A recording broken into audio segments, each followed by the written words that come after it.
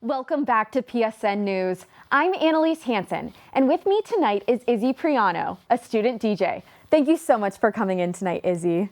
Yeah, of course. So, how did you get into DJing, and what inspired you to pursue it seriously? So it started when I just fell in love with house music, and I bought a little tiny DJ board, and I taught myself the basics. And then when I went abroad, that kind of inspired me to get more into it. I carried my DJ board with me on the plane to every single country we went to. And then every time we would go out, I would hold up my phone and I'd write on it, "I DJ too, can I come play with you?" And they would let me up on the stage, and I thought it was the coolest thing ever, just being able to make the crowd feel a certain type of way. And then eventually I started renting out a studio, and I would go every single day to practice. And I got my own set, and I was able to play at two of the biggest clubs in the world.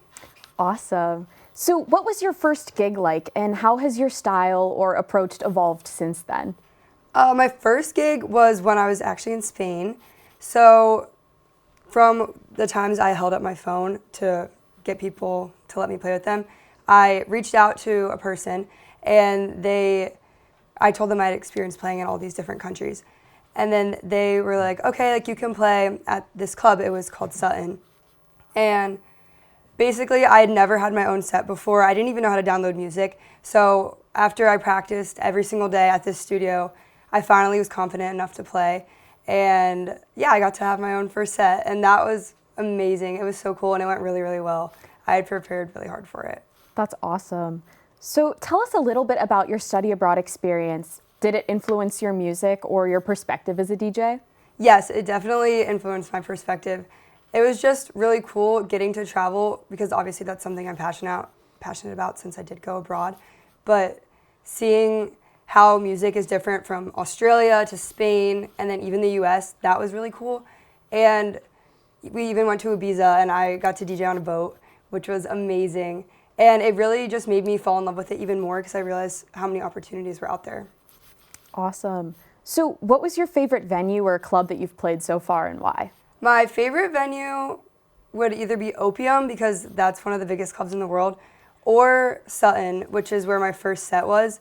I was in the basement, that's where my set was, and then there was like a tiny bar, and I ended up selling out the bar the most drinks that they've had the last 4 months, I think they said. And my promoter came down, he greeted me, and he's like, "You're playing at Opium tomorrow." And that was actually the best feeling in the entire world, because I just felt so much success and just happiness. Incredible. Do you see DJing as part of your future after graduation? And if so, what are your post-grad plans related to music? Yeah, so I'm planning on applying to PA school because I'm in the medical field, but I'm taking a gap year, so I'll be able to DJ and travel all summer and then into next year as well. So I guess I'll just see where it goes. Hopefully somewhere big, but yeah, I don't know. That's just my plan for now. What has your experience been like as a woman in a field that's still largely male-dominated? I feel that I'm often overlooked. People will be like, "Oh, you're a girl, like you can't DJ, you don't know what to play, you don't know how to set up your equipment." But oftentimes I'll go and I'll have a better set or more energy behind the decks than any other man would. Awesome. What was your most memorable DJing moment?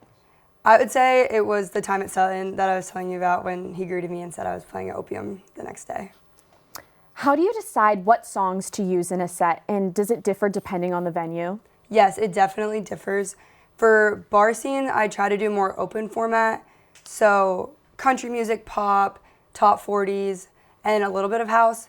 But clubs, it's definitely mainly house and like dance music focused. What advice would you give to other students who are interested in learning to DJ or getting into music production? I would say just start. Don't be afraid to ask and put yourself out there. That was probably the biggest thing that I learned from it. I also learned that YouTube can teach you a lot. So buy a DJ board and just go for it. Izzy, thank you so much for coming in tonight and telling us more about your experience as a DJ. Now stick around, because coming up next, Nolan and Gianna will have the latest news from across the nation.